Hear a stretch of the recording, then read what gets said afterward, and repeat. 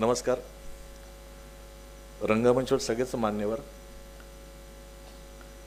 अजितदादा आहेत, तटकरे साहेब आहेत, आमचे मित्र सयाजीराव आहेत आणि सगळेच मानकरी आणि आपण सगळे रसिक प्रेक्षक हो.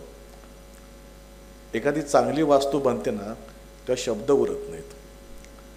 आणि आज मला ती मगाशी आल्याला मी लगेच समोर बघितलं काय बांधलं. म्हणजे मी ह्या आधी या नाट्यगृहात शो केले, त्याच्या आधी तेव्हाचं नाट्यगृह आणि आत्ताचं नाट्यगृहात केवढा मोठा कायापालट केलं. आणि एक सगळ्यात महत्त्वाची जमेची बाजू ती आहे की प्रत्येकाला नाटक किंवा इथला कार्यक्रम व्यवस्थित पाहता येईल. कोणाचं मध्ये डोकं येणार नाही, कोणाचा पाय येणार नाही, असं एकदम. म्हणजे आम्ही तर लंडनला वगैरे मी काही शो केले होते मध्यंतरी, तर तिकडचे काही थिएटर्स पाहिले होते तेव्हा इवन आपल्याकडे NCPA पण आहे, म्हणजे पूर्ण असं आहे. आणि वरून लोकांचा म्हणजे मला असं वाटते, आता मी नाटकाचा प्रयोग करणारच आहे, पण एकंदरीत मला असं वाटते की ते प्रयोग चालू असताना जेव्हा हास्याची जी लाट येईल ना ती खळखळाट असेल, गडगड गडगड गडगड गडगड आमच्याकडे येतील. कारण आम्ही नेहमीच विनोदी नाटकं करताना वगैरे आम्हाला ना त्याचं स्वरूप कळत असतं की हां आता ठीक आहे ऑडियन्स, हां ठीक रंगत नाही आहे. इथे रंगणाऱ्याची गॅरंटी इथे बांधलेल्या नाट्यगृहामुळे दिसते, कारण कुणाला कुठेही डिस्टर्ब होणार नाही आहे.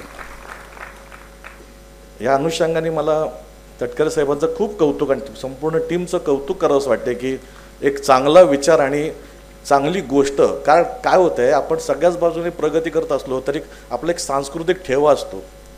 आणि आजही आम्ही सगळे आपण नशीबवान आहोत की ही नाट्यकला, साहित्य आपल्याकडे भरपूर आहे. नाट्यकला आजही तेवढ्याच जोरात चालते.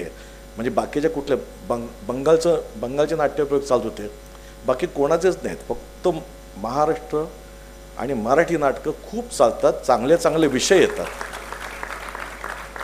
आणि आताही जी काही 5 नाटकं मी ऐकली की आज उद्या परवा तेरवा चांगले नाटकं आहेत, विनोदी पण आहे, देवबाबळीसारखं पण नाटक इथे आणणार आहे.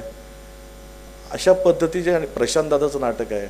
ह्यानंतर नक्कीच नाटकांचे प्रयोग पूर्वी व्हायचे इथे, म्हणजे मी केलेत, ऑल द बेस्टपासून इथे येतो आहे, मला माहीत आहे. खूप नाटकांचे प्रयोग केलेत.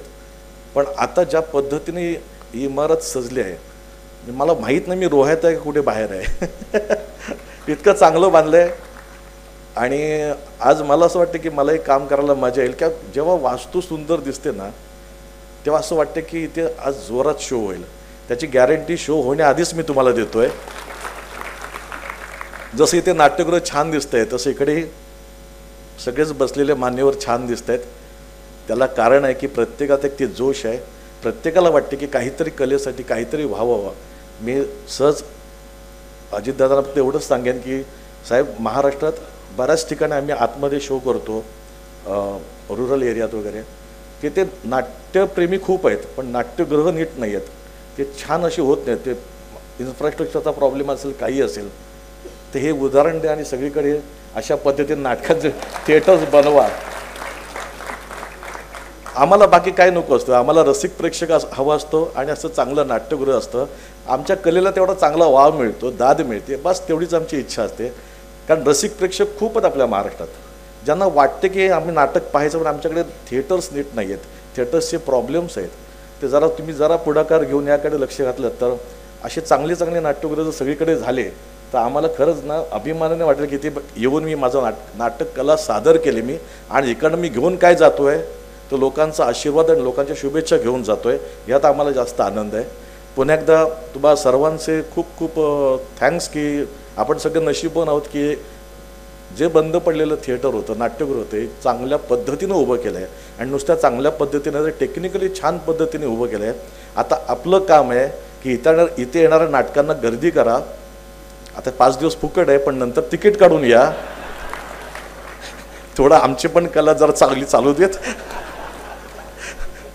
आणि नाटकांना अशीच हाऊसफुल गर्दी करा. आणि पुन्हा एकदा खूप खूप धन्यवाद साहेब की एक चांगलं नाट्यगृह रसिक प्रेक्षकांसाठी तुम्ही दिलंच आहात, पण आमच्या कलाकारांसाठी पण दिलं. त्याबद्दल खूप खूप आभार आहे. धन्यवाद. ABP माझा, उघडा डोळे बघा नीट.